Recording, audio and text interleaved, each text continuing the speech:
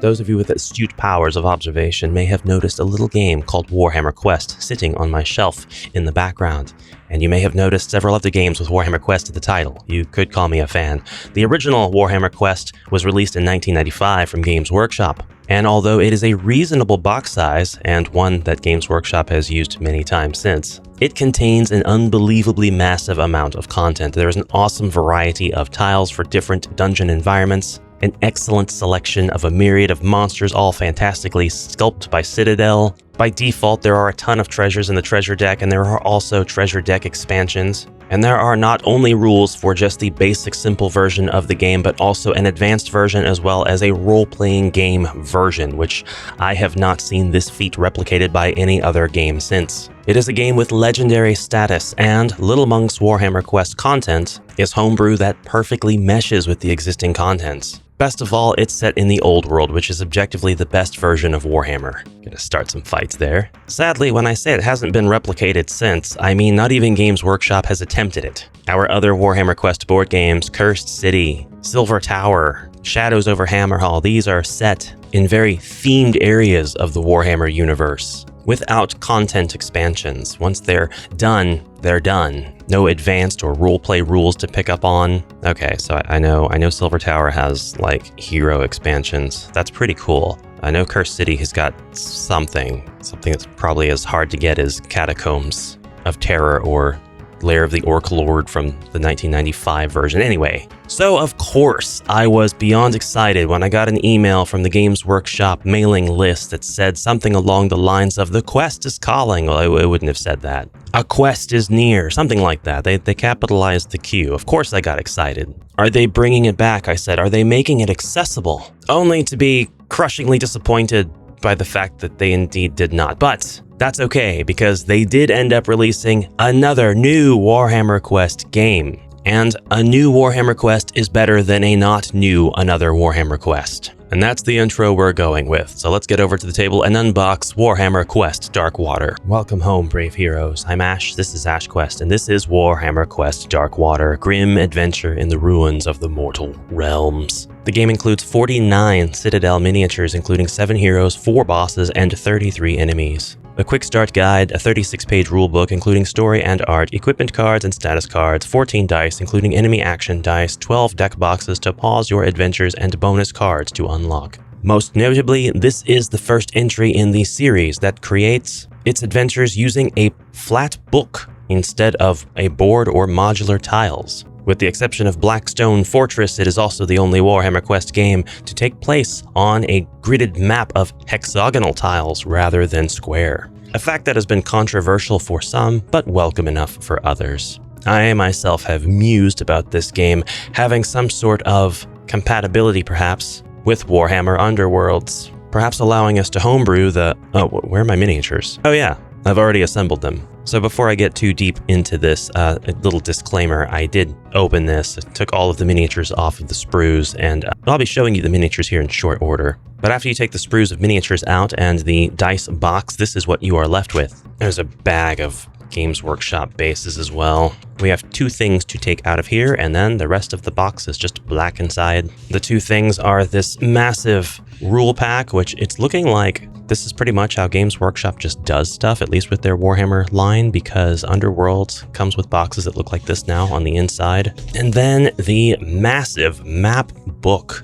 It is very prettily illustrated on the front. I actually like these graphics a lot. This is the Jade Abbey of the world or universe or realm of Garen. You'll have to forgive my lack of Warhammer Age of Sigmar knowledge. Opening this book up reveals that we have pre-built maps and a variety of types of hexes based on the color of the border that each hex has. We have simple hex spaces that are traversable. We have the strong white border to indicate that this hex is blocked and cannot be traversed upon, at least using normal rules. We have yellow dotted lines to indicate snares, which will take 1 away from your movement as you are walking through them, which is a pretty good idea. And beginning on what I want to call Quest 3 or Map 3, we have fatal tiles, and these don't make you die when you step on them, but they will harm you. We'll go over the maps in the book in a little bit. This is a very heavy sub box. With good reason, there's a ton of written materials in here.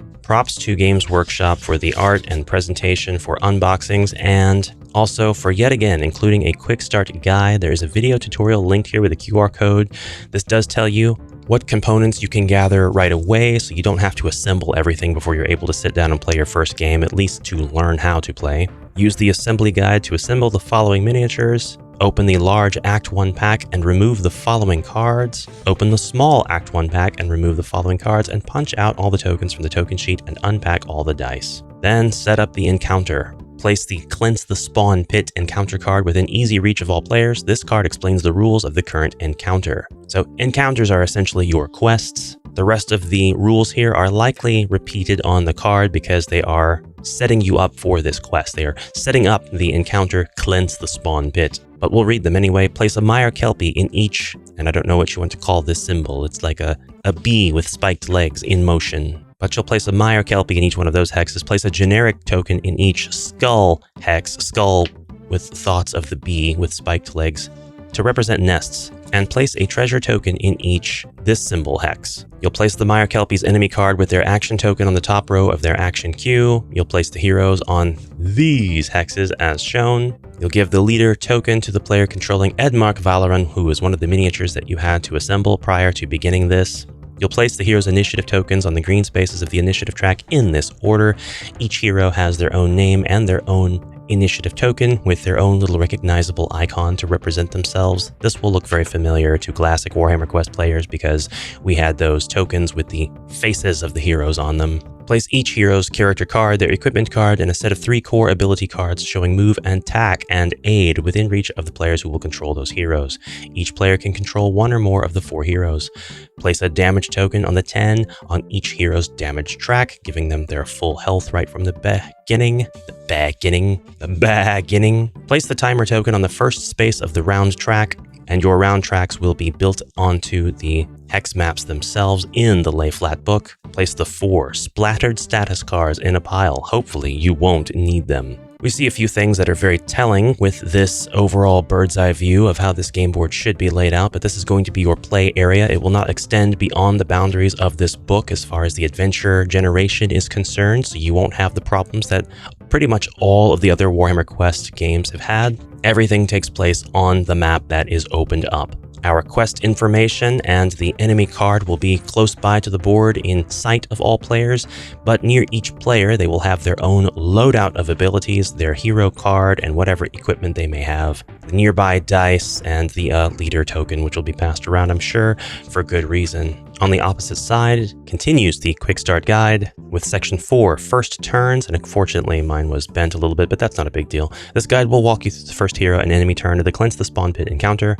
We'll be using fixed dice rolls for the tutorial instead of rolling. Play along to learn the basics, then finish the encounter on your own. Each encounter card provides a unique challenge for players to complete. In this encounter, the heroes must destroy each nest on the battlefield and then reach this hex with the swirly mark, all before the timer token reaches the last space on the round track. The timer tokens provide you a way to pretty much say this is how long the encounter is going to be. We're not going to be sitting here for hours upon end. The encounter is fixed in not only space but time. To me, this was wise, although the original Warhammer Quest does have a bit of a cascading defeat mechanic where if you roll enough 1s during the power phase, you're eventually going to get scores of orcs, bands of goblins, and the dreaded triple minotaur threat, which will only prolong your gameplay as you are trying to survive or at least beat them down while continuing to roll dice during the power phase at fixed intervals, continuing to risk that dreaded deadly roll of 1, which would just introduce potentially more monsters. Well, even if that were to happen in this game, it's a fixed length of encounter, so this game said die on your own time. To use a core ability, pick the ability, gain energy, use the ability, and then expend the ability. And this game does use the basically tap your card or expend the ability card by turning it sideways. Important to note, during this example, Edmark is using the move core ability, then using it again, and then attacking, and then it is the enemy's turn. This game does not require a dungeon master or game master of any kind. The player with the leader token is responsible for activating the monsters, in this case the player controlling Edmark. It looks like the encounters kind of go hero does a turn, then enemy does a turn, then next hero does a turn, then enemy does a turn. We're going to unbox and look at all of the Act 1 cards. which you are supposed to open for your first game, so you'd be spoiled on these right away, but we won't open the Act 2 or Act 3 cards. We'll also open this large pouch that contains all of the little boxes that you can use to save your game, essentially, and we'll open up the pack of Act 1 large cards. We'll go ahead and show you the cardboard that is used to keep the box straight. We will not look at the bonus cards that you're not supposed to open until you have completed Act 1, bonus cards, Act 3 cards. All told, this is basically all of what's in the box except for the miniatures, which I do have off to the side if you've spied them by now. The large Act 1, Act 2, Act 3, and bonus cards, and the small Act 1, Act 2, Act 3, and bonus cards. And then the dice. Let's just go ahead and get the dice out of the way. This game comes with a metric ton of D6 and then your enemy action dice. And I thought that these would be super fascinating to me. And of course, they are. The different faces are going to mean different things for different enemies, and some faces are going to be highly contingent on what it says on the enemy card as far as what they mean, what the enemy does when they're rolled. Some faces are repeated. You'll always be instructed as to which one you're going to roll. And as far as D6s, just regular dice by every measure, we have 12. We do have tiles. We have a lot of chits that will represent different statuses and help us indicate things and keep track of things like wounds. And we have a few tiles that will actually go onto the board itself. Important to note, they are not the same size as the Warhammer Underworld tiles. Feels like a missed opportunity here. They're just not going to be cross-compatible. You could take the quest tiles and place them on an Underworld's board, and that's not really that big of a deal since it's just going to be smaller than the space on which it is placed. But you could definitely apply the quest rules to the Underworld boards as long as you could work out what the symbols on the board meant, if anything, and where you should actually place the symbols or consider the symbols to be on the Underworld boards that are proprietary to Warhammer Quest Darkwater. Importantly, some of these tiles that go onto the hex map have their own symbols, so any quest that utilizes these symbols as indicators for conditions and the like could definitely be used on the Underworld's boards. But there's no official cross-compatibility or anything like that. I'm just working my homebrew brain muscles to try to figure out if I can use content from one into the other. It does appear to me as very possible to utilize your Underworld's warbands and duke it out on the different quest maps in the Warhammer Quest Darkwater book. You again would have to figure out what tiles would be suitable for placing your heroes, but the hex maps divide perfectly across both axes, so you could definitely have your one player's zone, other player's zone or territory, neither player's territory. Moving on, there were two things I wanted to call attention to here in this just 2 sheets of tiles. Thankfully, not a lot of tiles. I do really like that. One, we have a line of sight checker. You're probably not going to find yourself using this after a couple of tries just to get familiar with how the lines of sight in this particular version of Warhammer Quest works. Probably just to get accustomed to how line of sight can be blocked by hexes rather than squares in a tiled space. I imagine for a lot of you who deal with square grids in your dungeon crawls or your skirmish games or what have you, line of sight is very natural. Just look at the board and you can tell what line of sight is, with a few exceptions. But I think it's a very nice thing to have. And who knows, there might actually be situations where I would have to use this because I'm like, I don't actually know if that constitutes line of sight or if there's a block there. I don't have a specific example on hand. I did want to show you also that we have these 4 tiles that make up a boat. Now that's really cool.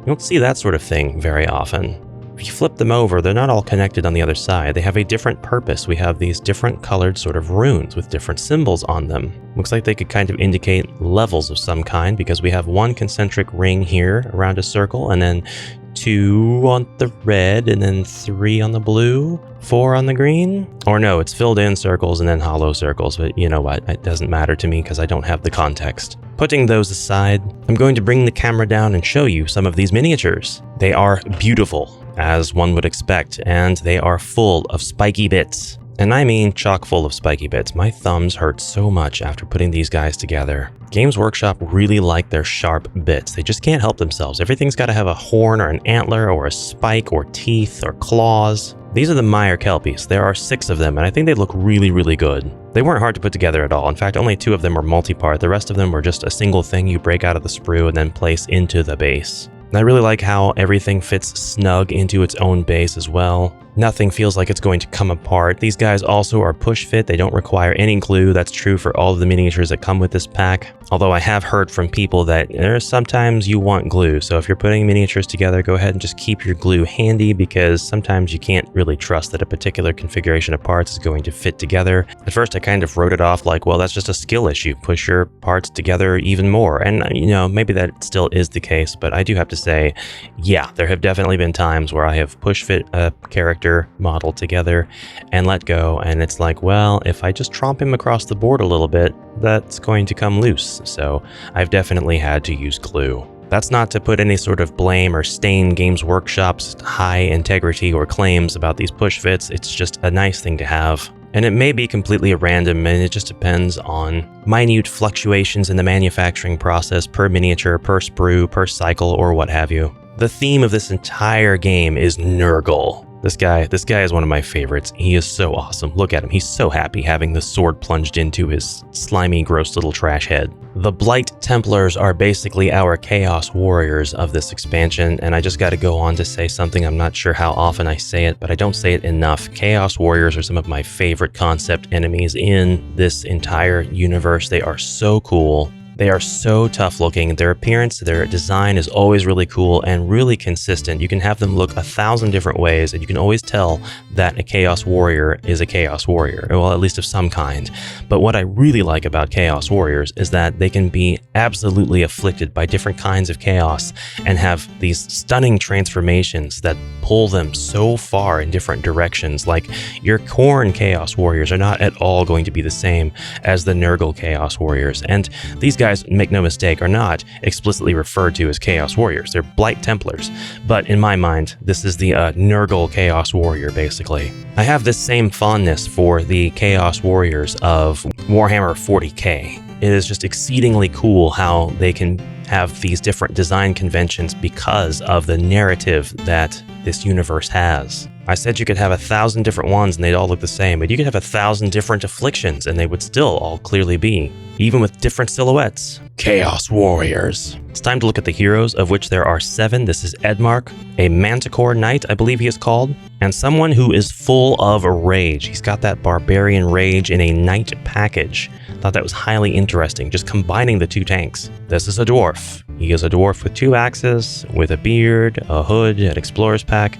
Very dwarvish, very dwarfen. Lots of dwarf, much dwarf. I might be disrespecting him a little. He's a really cool sculpt. Drolf Ironhead, I think his name is. It would take me 2 seconds to open up a book and find out, but instead we'll go to this wizard who has this lovely owl sculpt, very tiny. I would love to see you guys' paint jobs on this character, particularly because of the challenge that the owl presents, but also this sickle, very druid coded. I feel like the archetypes are here and they're pretty clear. All right, I happen to like this sculpt quite a bit. This is a lady wielding a hand-and-a-half sword, and she's got another weapon strapped to her back, along with an entire treasure chest and a skull. That's just Games Workshop for you. And there appears to be maybe a lantern hanging off of this weapon. Thought that was really, really cool. She is in a stunning dynamic pose. She is ready for action. Could you make up stats and war scrolls for these characters for use in Warhammer Underworlds? Absolutely. You could probably take a lot of their existing stats and translate them right over. I just wouldn't give them, 10 wounds. Seems a little excessive for Underworlds. About the story, Giran is the realm of life, a vast expanse of forests, grasslands, and glittering lakes marred by war and rot. Alarielle, the Everqueen, goddess of nature, claims dominion over Giran, but her rule has been all but usurped by Nurgle, the foul plague god. The war of life between these two deities has left great swaths of land desolate and cursed. The Jade Abbey is one casualty of this bitter conflict. For centuries, this bastion of order stood sentinel over the Everspring, a wondrous well of life energy linked to the essence of Alarielle herself. Gelgus Pust's treachery brought the Abbey and its guardians low, but he could not entirely break its defensive enchantments. Pause long enough for me to tell you this is my favorite sculpt out of this box. I love this silhouette. I love this imagery. This is very powerful to me, and I really, really admire it. The sculptor, genius work. Love your work here. It's very reminiscent of certain old world models. And yeah, When I saw the cover of this box at first, I thought that this would be set in the old world, and I was very excited about that possibility. But even though it's not, it's definitely Age of Sigmar, I do really, really like the sculpts here, and I think that they really carry a strong old world vibe. They're old world coded. Beneath its crumbling walls, the waters of the Everspring still ran pure, protected by wards that not even Nurgle's champions could breach. Many long and bitter years later, those wards are fracturing. The Everspring is vulnerable, and if it is polluted by evil, the struggle for Geron's soul will tilt decisively in the Plague God's favor. That miniature is supposed to go on a 60mm sort of oblong base, but I have yet to find it in this box. Now, as for some of the bosses, this is Belga the Witch, and she's awesome. This is very Bloodborne to me, very Dark Souls coded. I know that Warhammer is a completely different entity, and of course, the two different IPs can absolutely have things that are similar and yet very, very different, but this one just really brings to mind something from that world. This guy was actually a boss. This is Mulgoth the Cleaver, and his hobbies include long walks on the beach, butchering pure souls, and Friday nights at the arcade. This is Shaman Foulhoof. It's awesome to finally have a beast man from this Age of Sigmar kind of branding. I don't have any yet for Warhammer Underworld, so this guy is really, really cool. I do have some old world monopose beastmen, but just the warrior version. This game also comes with Pestigores. I actually have not assembled the Pestigores yet, and I have not assembled the Pox Wretches. They are still on sprue as of the time of the recording of this video. But these fools are the mortals who have taken their first shambling steps on the path to entropy. These worshippers of Nurgle aspire above all to transform into the Plaguefather's demonic minions. Pestigores are much the same, but of the Beastman variety. With matted fur and bellies swollen by disease, the Beastmen sworn to Nurgle are repulsive foes to face on the battlefield. The Beastmen of Warhammer are also fascinating to me for the same reasons that the Chaos Warriors are. They appear to have an alliance with Chaos, to which they are sworn, and they are able to take on multiple forms depending on which Chaos god they are inclined to worship. Anyway, this is all in the Darkwater rulebook, which teaches you the story, how to set up the game, the core rules, playing through the encounters, which give you the round tracks and the initiative tracks explanations. The initiative order is basically a track where you can place your hero tokens, and then this will alternate between hero and enemy just to show you whose turn it is at any given time. Our battle rounds timer controls how long the encounter can be. We have clarifications early on as to what to follow if there are two conflicting sources of rules. Symbols that explain energy, ability types such as expend, flip, discard, and passive. An important clarification to what I said earlier about enemy turns, the enemy type will go first. Will go at all. It'll be hero and then enemy type that is closest to the hero. All this is chosen by the leader, and there's a group activation number that will determine how many enemies in that group will actually activate. So it's not as though every enemy on the board necessarily will activate and move and attack between each hero's turn. It's more, it could be variable, but of course if there's only one group of enemies on the board, it's very possible that all of that group will move and attack, but it will be a small number of enemies. Enemy actions are explained here with advance, reposition, then quick attack, advance, then onslaught, and advance twice being on the black die, while onslaught, quick attack, reposition, then quick attack, advance, then onslaught, and grievous blow will be on the red die. And the special action symbol means the enemy will take the action shown next to the symbol on their enemy card. Everything else is pretty straightforward. Distance works the way that you think it does. Blocked hexes, lethal hexes, snare hexes all work pretty simply. Rerolls exist, reinforcements exist, and there will always be instructions as to where to place those reinforcements. Movement rules are thorough, D3 exists, visibility and range are pretty standard concepts. The rest of our rulebook is devoted to attacking, inflicting damage, vulnerable, healing, looting, status cards, side quests, the end of the battle round, the end of the encounter, and game modes. Let's explain side quests. An encounter may come with a side quest. Side quests are optional challenges that grant reward cards to heroes who are clever, cunning, or just plain lucky enough to pull them off. They are also usually only completed by one hero, meaning the players will be competing to see whose hero triumphs first. If you are on a campaign, when a hero completes a side quest, draw a reward card from the reward deck for the act that you are playing, and keeping it face down, place it next to their character card. The card will be revealed later. At the end of a battle round, the leader will follow these steps. Advance the action token on each enemy card one step along the action queue in the direction of the arrow. If a row has more than one arrow, advance the action token a number of steps equal to the number of arrows instead, like so. Flip each hero's initiative token face up. Advance the timer token one space on the round track, then a new battle round begins. At the end of the encounters end when any of the following happen. The encounter's victory condition is met and the heroes succeed. All of the heroes are vulnerable and the heroes fail, or the timer token is advanced to the last space on the round track and the heroes fail unless the encounter's victory condition has been met. You will determine whether you succeeded or failed. Then the game mode you are playing will determine what happens next. For skirmish mode on page 17, either bask in your glory or bow your head in disgrace. For campaign mode on page 18, continue your quest and collect your rewards, or retreat, recuperate, and try again if you can. That's right, we have 2 different game modes and we'll go over those now. Skirmish takes about 30 minutes. If you want to dive into a standalone encounter that will typically take 20 to 30 minutes, then Skirmish is for you. It's quick to set up and play through. New players won't have many rules to learn. You might even find you enjoy yourself so much that taking part in a campaign seems very appealing. And this is a pausable game mode, 10 to 14 hours over several sessions. Speaking of campaigns, this is the ideal way to enjoy Warhammer Quest Darkwater. Each campaign takes only a few minutes to set up, and then you're ready for a grand adventure into the Jade Abbey. You'll battle your way through 3 story-driven acts, unlocking new heroes and rewards as you play. Then once you have defeated Gelgus Pust, you can claim victory. There are quest points that can help you determine how good of a hero you are throughout the campaign. Campaign setup, how to save your game, basically creating the act deck, preparing other decks and tokens, resolving an act with respect to the rest site card / event card, encounter cards, and what to do if the heroes fail. And failing does not necessarily mean total game over, total party kill, lost, done, pack it up, start a new game. The players must discard 4 of the hero's reward cards between them. If they do so, heal 6 each hero and resolve that encounter again. If they cannot do so, the campaign ends and the players lose. You can pause the campaign, resume a campaign, lose a campaign. There is a quick guide here to pausing a campaign. Here is a beautiful map of the Jade Abbey, which exists on multiple levels, plenty of vertical real estate for this mega city of rivers and temple and just serene emptiness,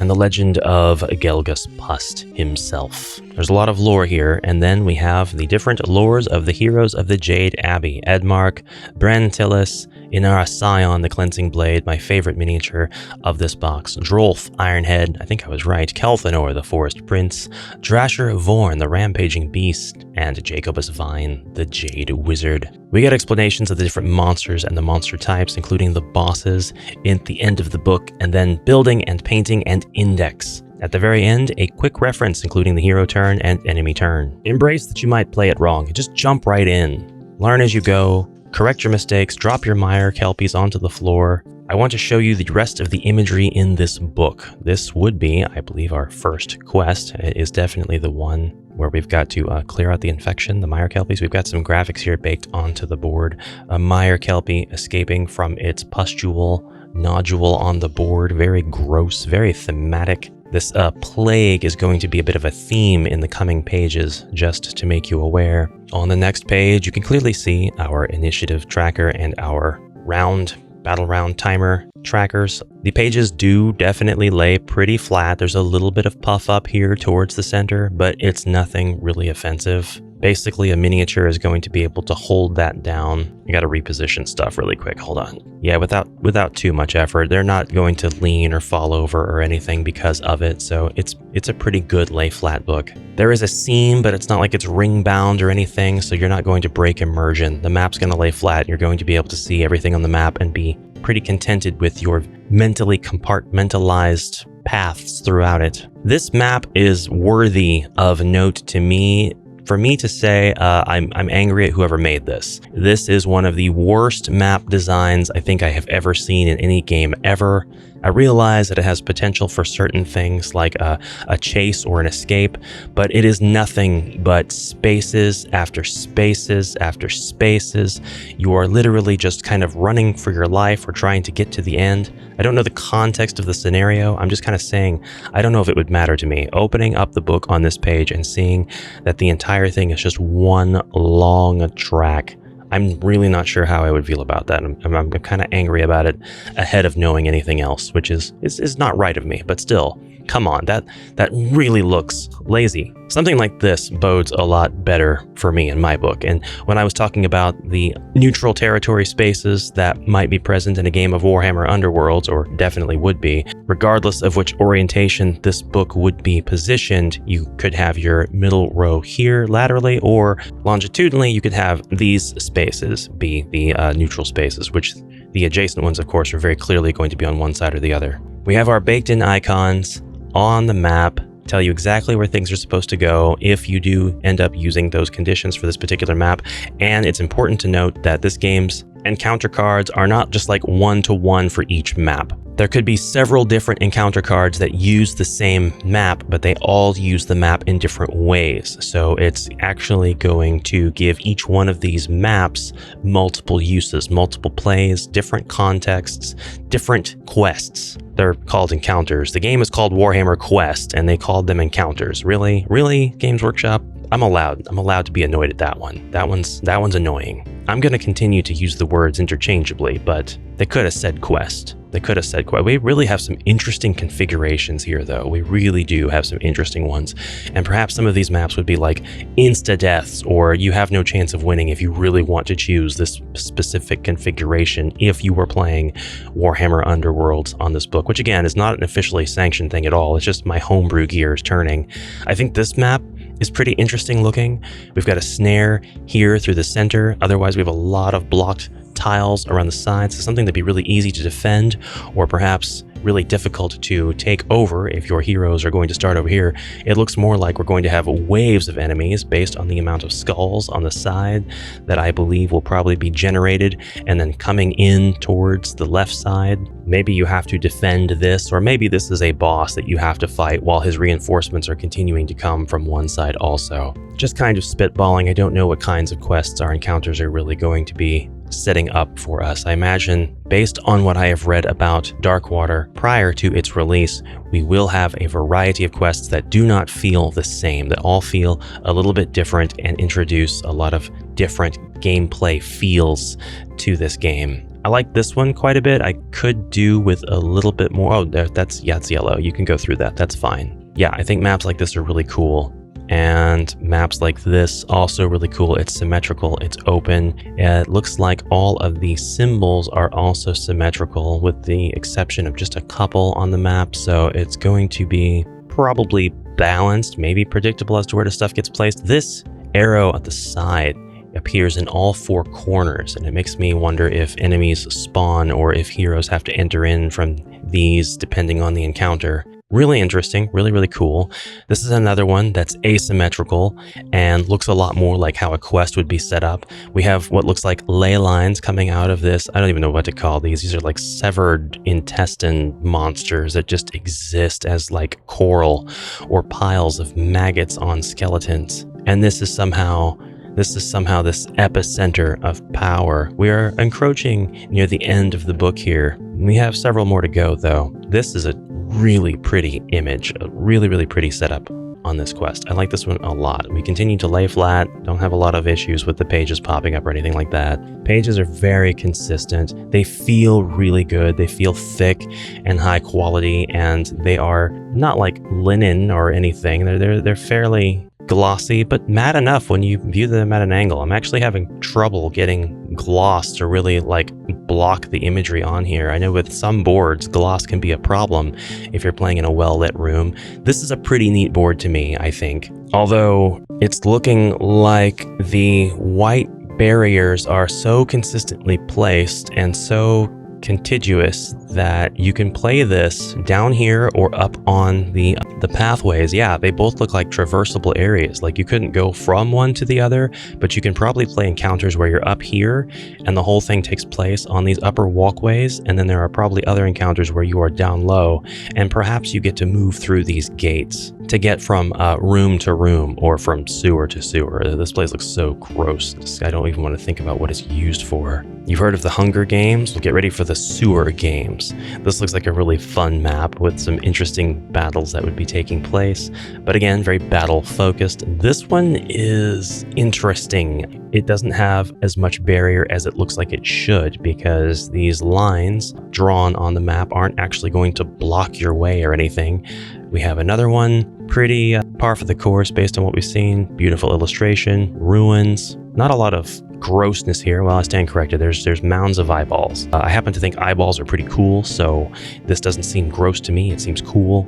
We also have this frog creature over here who's just going to stand and lash its tongue at whoever happens to step on it. I guess that's fair. We have the site of a potentially massive battle with a lot of passageways that are all interlinked off to the side with plenty of fatal tiles. And then we have this beautiful bridge where the final battle against Gelgus Pus takes place, and it looks like we have barriers all around the sides and the front here and here, just to really drive home the point that this bridge is all wide open area and has no barriers, snares, or fatal tiles within it. Really, really like that. We're going to take a look at the Act 1 cards now, and it does look like it's possible to open these without damaging anything, although it doesn't appear as though I am given a permanent place to put these, because these sort of tuck.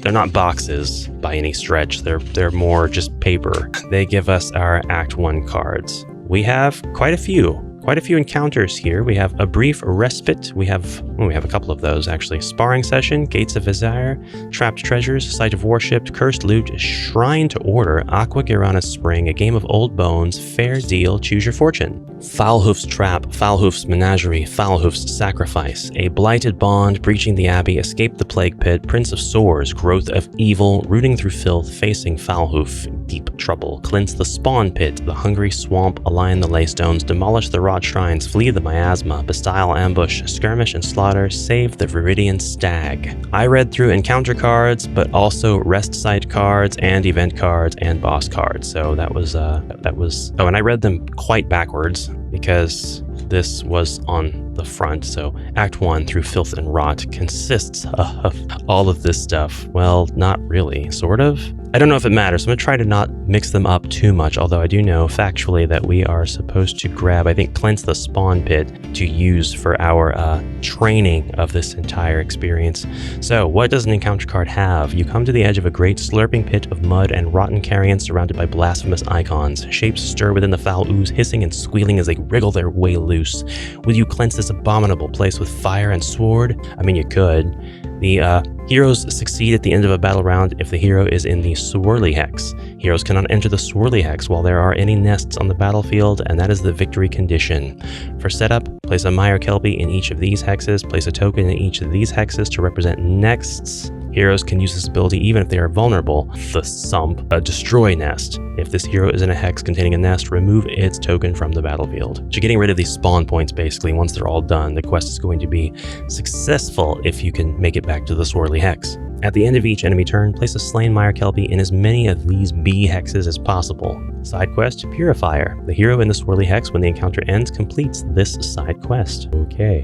Alright, let's get another one here. Skirmish and Slaughter. Rounding a clump of dripping ferns, you come face to face with a band of ragged, filthy cultists. Some of the group immediately flee, while others hiss curses and threats and move to engage you in battle. Can you catch the retreating wretches before they summon reinforcements? Quest details are blessedly nice and short. I mean, everything's very brief. We have wonderful margin art, basically. There's a name for what this is considered, at least when it's in books, like Lone Wolf. I can't think of it right now, but it's lovely to have these illustrations just here being thematic. And I did neglect to point out that this does tell you what page of the adventure book this starts on, or set of pages. This is set of pages 1, while Skirmish and Slaughter starts on set of pages 15. The heroes will succeed if the encounter ends and fewer than 3 enemies have escaped. Once 3 enemies have escaped, the encounter ends and the heroes fail. For setup, just place 2 pox reges in each of these hexes. Flee in the first, enemy turn. First activate the 2 enemies furthest from the hero that took a turn last. Instead of activating as normal, those 2 enemies move 2 hexes towards the nearest empty edge hex. The remaining 2 enemies, if any, activate as normal. Escaping Patrol. If an enemy starts their turn in an edge hex and an action they would take makes them move, that enemy escapes. And side quest, No Escape. The first hero to slay an enemy in an edge hex completes this side quest. I like this method of creating a quest and giving the quest specifics, actually, quite a bit.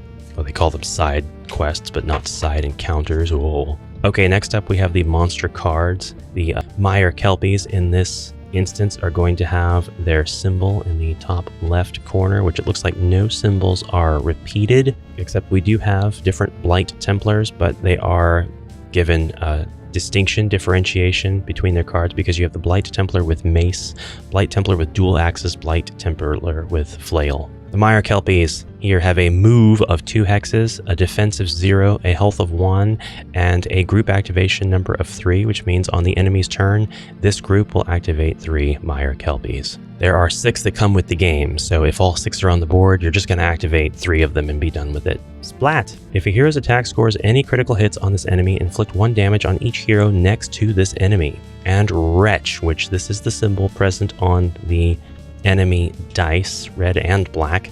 If you roll this during the enemy turn, give the nearest visible hero within 4 hexes of this enemy the splattered status card. If that hero is already splattered, advance and then onslaught.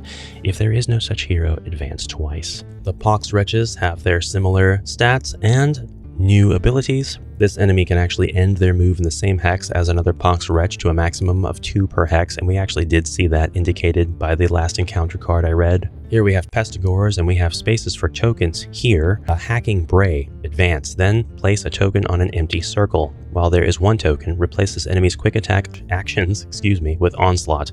While there are 2 tokens, replace this enemy's quick attack and Onslaught actions with Grievous Blow. Remove the tokens at the end of the battle round. Shaman Falhoof, who has his own tracker here. The Blight Templar with Flail, with dual axes. The health trackers start to appear once the health is above 1. The Cankerborn, the giants that I showed you earlier on, and Gelgus Pust. And we're going to look at Gelgus Pust now because he is the big bad of this whole thing. This is Gelgus Pust, a blighted follower of Nurgle with these huge antlers, and somebody in the comments pointed out that they look like pigtails, which make him look really cute, and now I can't unsee it, and so I must pass this curse on to you. These are the beautiful kawaii pigtails of Gelgus Pust. Look at how happy he is to be so bloated and pigtaily. Look at this sword of Souls of the Damned. If this is a sword, then I'm a monkey's uncle. I've seen giant weapons like this that are called swords in like Final Fantasy XIV. When you rotate your character to the side, instead of it being a blade, it's just the biggest, chonkiest thing you've ever seen in your life. We have a flail here that's not really long enough to go around probably any shield, but the force at which it is going to be swung is going to send any shield bearer flying regardless. Gelgus has hoofs, or maybe he just fashioned his shoes to look like hoofs, and he is standing up on his tippy toes because he is a very big fan of the Beastmen and he wants to be just like them, and that's why he wears his pigtails in a waxed antler form. We have some tiny details hanging off of these antlers. We also have a wreath over his disgusting smile-laden head. Overall, a very impressive miniature, very, very boss-worthy. We have the hero cards as well here: Bren Tillis, the Renegade Saint, Edmurk Valoran, Dwarf Ironhead, and so on and so on and so on. You'll notice that not all 7 of the cards for the heroes is in this first pack, and that's for good reason. They are unlockable. You must complete stuff to unlock other stuff in this game. We've got just a couple more things left to look at, so let's look at them quickly so that you can get on with your day. We have boxes. These help us save our progress.